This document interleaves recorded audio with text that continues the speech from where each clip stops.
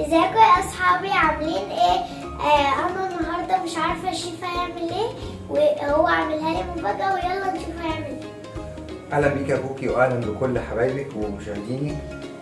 النهارده هنعمل مفاجاه حلوه، لان في ناس كتيره عملت لك في الكومنتات واتصلوا بيكي وقالوا لك انتوا دايما مركزين فينو فرنساوي، مكرونه ايطاليانو، بيتزا ايطالي، استرامبولي امريكاني، فكله مركزين. طب ما فيش حاجه بتاعتنا احنا؟ لا، النهارده هنعمل حاجه جميله قوي كلنا بنحبها كمصريين وشرقيين. هنعمل الفطير المشلتت، ودي اعتقد ان هي هتبقى مفاجاه حلوه ليكي ولكل مشاهدينك الحلوين. انا بحب الفطير قوي يا شيف. كلنا بنحبه، بيتاكل بالعسل، بيتاكل بجبنه، بيتاكل بحاجات كتيره، وعشان كده هنعمل النهارده الفطير المشلتت. احنا هنعمل كيلو فطير مشلتت. المقادير: ادي كيلو دقيق، وهناخد كوبايتين ميه، وهناخد ملح وسكر، يعني 3 معالق سكر ومعلقه ملح تقريبا. هي دي مقاديرنا: دقيق وملح وسكر وميه بس. هنا في زيت اللي انا هفرد بيه، وفي هنا سمنه بلدي وزبده وقشطه. ده ميكس اللي هنعمل بيه الفطير، طبعا على حسب كل واحد. يعني في واحد هيعمله بزبده بس، ممكن مش مشكله. في واحد هيعمله بسمنه بلدي بس، مش مشكله. في واحد هيعمله بميكس زبده على سمنه بلدي. المهم هو ده قوام الفطير: الدقيق، الملح، السكر، الميه، والكوكتيل الجميل ده، علشان هو ده اللي هيدي الفطير الجمال بتاعه اللي احنا هنشوفه، المورق الحلو اللي كل الناس بتحبه. نبتدي نعجن. ادي الدقيق،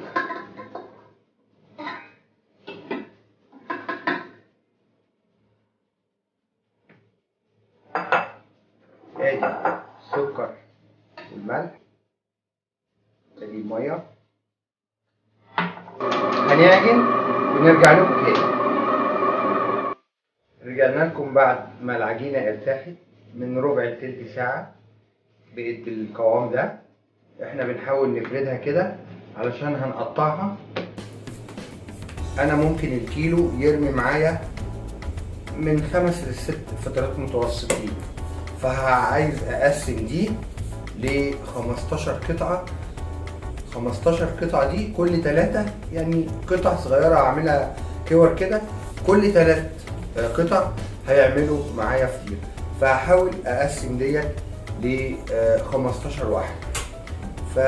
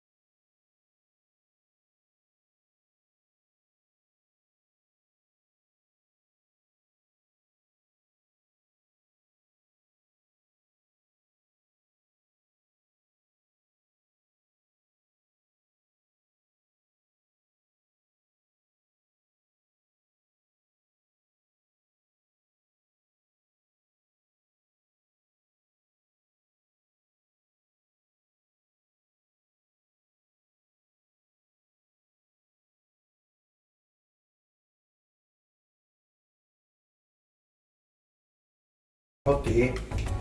سمنه على زبده على قشطه. هو دي الوقت بتاع اهم حاجه الفطير، هو يكون مخدوم في الزبده والسمنه، هي دي اللي هتديله الطعم الجميل والتوريق الحلو. برضو نفس الكلام بنعمل، نقطع كده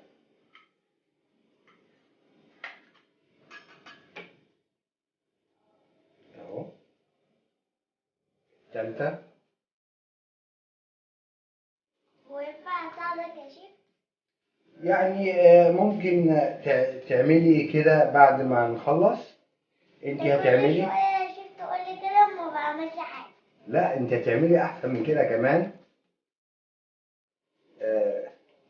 هنوري بس جمهورك الحلو الجميل، وبقى اكيد بعد كده انت هتعملي كده وهتعملي افضل منه كمان، وكل المشاهدين بتوعك لما هيجربوا الطريقة دي هتعجبهم جدا.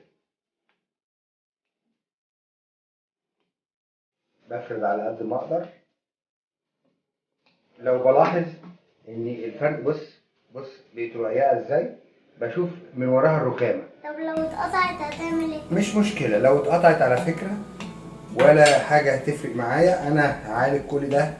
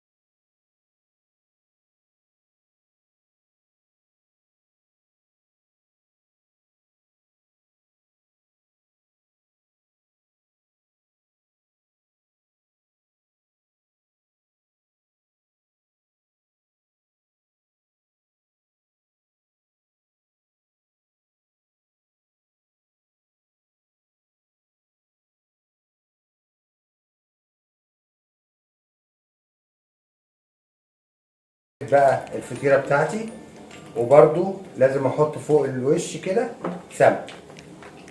طبعا انا مش بالضرورة ان انا املى التري ده، لاني انا عامل من الكيلو 6 فطاير، فانا لغاية لما احس ان